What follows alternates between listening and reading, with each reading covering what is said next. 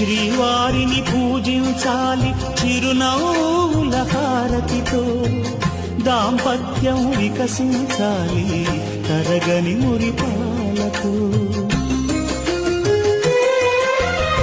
దాసి నీవై ప్రేయసి నీవై నీవే తన ప్రాణమై, నిండు ప్రేమను తనకందించు నూరేళ్ళు నడిపించు. పతి ఆరోగ్యమే సతి సౌభాగ్యమై, ఈ బ్రహ్మముడి విడిపోదు తల్లి ఎన్ని జన్మలైనా.